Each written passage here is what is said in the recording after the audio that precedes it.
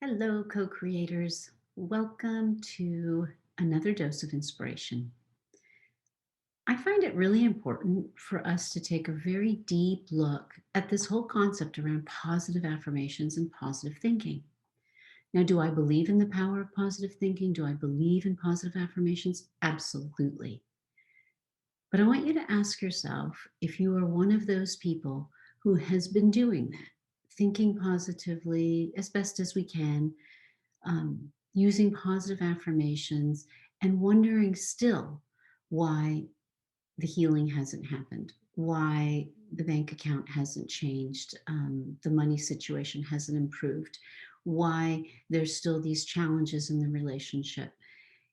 I think it's such an important topic for us to address. And I'd like to be able to kind of share that by the end of just this short talk, that you open up to a possibility that you may not have considered yet. And it's the possibility of, of getting better aligned so that you can actually allow those positive thoughts and those positive affirmations to take hold within you and reflect that back in your life with the positive changes. Because if you've been doing them and you haven't found the results, I want to share what my perspective is as to why. I want to share a little bit about the law of vibration, and then I want to also share a personal story that might help you. So, the law of vibration is this concept that everything in the universe, not only is everything energy, but all energy has a vibration. And that vibration has different impacts in our physical body as well as in our physical life, the life outside of us. So, for example, if we look at the vibration of a rock, it's dense, it's hard, and from the naked eye, it looks completely immobile. Yet it has a vibration. It's just starkly different from the vibration of the sound waves that are traveling between the two of us right now. So, sound waves with a different vibration have the capacity to flow and reach great distances. The capacity or the vibration of the rock is quite different. It's denser and it has a more stationary, stuck, sitting here feeling or appearance. And so, how does that relate to positive thinking? Well, first, if we look at the vibration of a rock versus a sound wave, and then we compare that, let's say, to some emotions.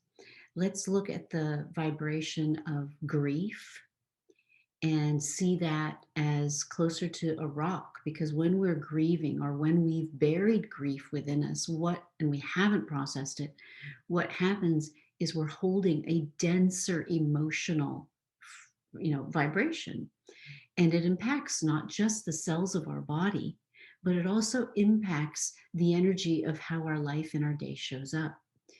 On the contrary, if we looked at the rock and the sound waves, and now we look at grief versus joy, what we find is they both carry a very different vibration. And those vibrations do impact us. You know that when we're feeling grief, we don't really feel like getting up off the couch. We feel dense. Our body feels dense. We feel heavy. Don't feel like really being, participating with life. Versus when we're feeling the vibration of joy, all we've done is shifted the vibration because everything has a vibration, and that different vibration creates a different feeling in our body. It creates a different experience in our day. It makes us feel like getting up and doing things. So our vibrations and our emotions can be different. Our vibrations of our thoughts and our actions all can be different and impact us literally in our physical 3D world significantly. Well, how does this law of vibration now come together with this concept of the power of positive thinking, positive affirmations? I'm going to share a story first, and maybe that will help drive this home. When we when we're feeling this sense of I really need a change in my life, and so I'm going to reach for positive thoughts and positive affirmations, which is what I did when I was diagnosed over 12 years ago with breast cancer. What happened is, I started cleaning up my body and detoxing and doing all these great things. And of course, integrating it with conventional medicine and using everything I could. So at the early start, I was at a really great place to be able to heal the cancer. And I was doing lots of positive affirmations, constantly journaling and the thank yous and the, positive affirmations. And why did I have a recurrence? And this really took me deeper into what is this about? I cleaned my body. It was already pretty clean, but clearly I was experiencing what we would be labeled with as cancer. So then I had to really dig a little deeper. And that journey then over the years led me to understanding, and the best metaphor I can use is, who wants to plant seeds of flowers in a bed of weeds? So if you have a garden and your life is like a garden, and the positive affirmations are like planting seeds of flowers. And if you've got a really pretty clean garden, great. Those flowers will flourish and you will appreciate the beauty. You will experience the healing. You will experience that inflow of money. You will experience healthier relationships. But what if the garden of our own life hasn't been tended to in a long time? And let's be honest, for many of us, if we're experiencing challenges, then there are parts of our garden that are full of weeds. And that doesn't make us bad, it just makes it a reality check. So I had to spend some years going through and really getting to understand the weeds that were in my garden. And the weeds were, I was a people pleaser, I was a perfectionist, I was, all these things. And I was really, really good at bearing my true feelings because I wanted to be liked, I wanted to be loved. So I buried them. So what happens is those vibrations of grief, of anger, of rage, of hate, of frustration, of shame, of fear, all those were existing in my being, vibrating at those frequencies.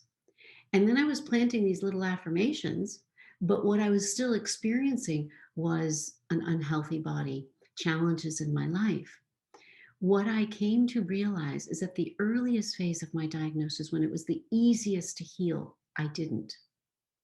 Fast forward through some recurrences and being truly at a very, very sick, very, very scary state in my existence with a more advanced cancer, I healed. But that's because in that gap, what I did is I began to change the thoughts, the emotions. I began to truly pay attention to what had been buried deeply rooted within me in my garden of my life, and to begin to pull those weeds out from the tip of the root and begin to clear that garden. What that did is it began to take those vibrations of frustration and anger and shame and fear and hopelessness. And I began to change those vibrations, not just throw positive ones on top of the existing ones. My invitation to you is to understand that, yes, positive affirmations and positive thinking is so, so important in our life. But do yourself a favor, because if those haven't really created the results you want, then there's stuff inside that's vibrating within you that is creating still an appearance of the symptoms, the challenges. So if you are really wanting to turn your life around, to heal, to really let those challenges become your miracles, then reach out to me, DM me, let's talk. Let's help you to see how you can actually create space for those positive affirmations to actually finally take hold, to work, and for those things in your life to show up in ways that you really want. The other thing that I'd love to do is just share with you that this, you know, we all could use a like-minded group of conscious individuals to be with, to grow with, to raise our consciousness with, to feel supported by. And if you would be interested, then there's the Circle of Co-Creators is a platform where I do monthly live webinars, workshops, master classes, whatever you want to call it. And we dive into hot topics around life transformation, around personal development, professional development, spiritual development, and we do life-changing work together. And I would invite you to just take a look and see if that resonates with you, because I'd love for you to step up into your power as a co-creator. So take a look. There's going to be a masterclass on emotions and how that will change our vibration and help clear our garden. That's coming up on March 6th. So there's a lot of great stuff that I want to offer, because I really want to see you uplift and elevate your life. So until we meet again, thank you, and the best to you in raising your vibration, clearing out your garden, and experiencing the healing and the shifts that you deserve. We'll talk to you soon. Bye-bye.